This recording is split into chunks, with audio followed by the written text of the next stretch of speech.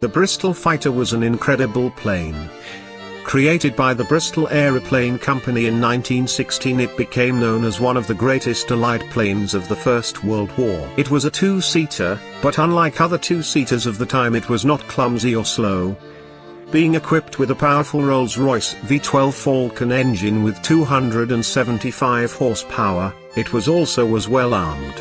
This made it a very general-purpose plane, being used for light bombing raids, trench strafing, reconnaissance mission and shoots, as well as being able to stand up to a reasonable standard in a dogfight. One notable thing you will see in the Bristol when compared to others is that it is very similar to a normal scout plane. Unsurprisingly, therefore, it could act rather like one. With a top speed of 123 miles per hour, it was equipped with a forward-firing .303 Vickers machine gun for the pilot mounted on the engine to keep it warm, and a .303 movable Lewis gun in the rear cockpit for the observer as well. Some were also equipped with another Lewis gun or a forward gun on the wings. When it was first introduced, the Royal Flying Corps guidance was to fly in tight formations and use cross-firing. However, pilots quickly realized that this was poor advice and instead used the plane's forward guns like a fighter, with the observer in the rear making up for its slight loss in maneuverability. In this way it became an incredible plane, and one that many Germans feared. The plane was also equipped with a 240 pounds payload of bombs, whilst being half that of some of the heavy bombers. It was still a significant amount, and therefore the plane was often used as a light bomber or to bomb guarded places without escorts.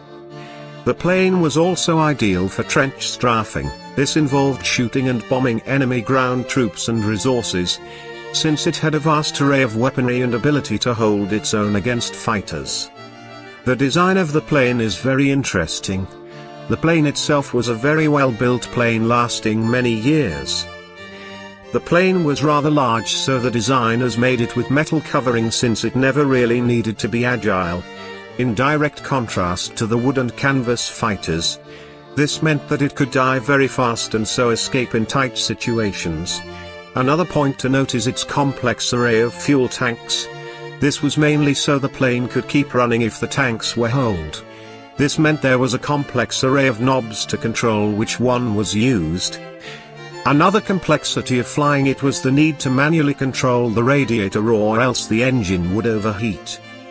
Finally, the plane was not equipped with brake blocks, meaning the plane tended to fly into wind. This means it would naturally turn into the direction of the wind when taking off. Another use of the plane was reconnaissance. This involved flying into enemy land and letting the observer make notes while the pilot kept watch. The fighter's performance made it excellent for this. It was also used for shoots. If you don't know, this is where the pilot flies to the line and flies round. His job is to aim the battery on the target. Essentially, he transmits by a primitive radio where the shell lands to aim each gun. Then they all fire together and destroy the target. The gunners reply using white strips laid out. The observer's job was to keep watch for enemy planes. So how were they used? When first introduced, it started badly. The first 6 all ran into JAS 11, the Red Baron's unit, and were all lost. When they were fully introduced, it was the middle of bloody April. That time when the Allies were losing planes 4-1. And people weren't interested, but word began to spread of its extraordinary ability, and it soon became very popular. The plane continued in use right up until 1932 throughout the RAF. It was largely used in India. Many were also sold, including 106 to the Polish who used it in the Battle of Warsaw. Many were also sold for private use.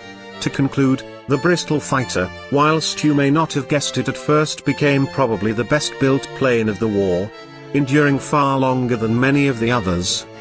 The quality of its design gave it a lethal edge over many other planes, and it certainly made its mark on the war. If you liked this video, please like and leave a comment. It really helps us, and do subscribe if you want to see the rest of our series on World War I planes. Thanks for watching.